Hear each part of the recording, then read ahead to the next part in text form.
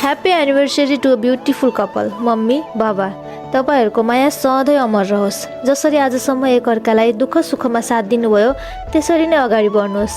भगवानले तपाईँहरूको सधैँ रक्षा गरून्। Love you.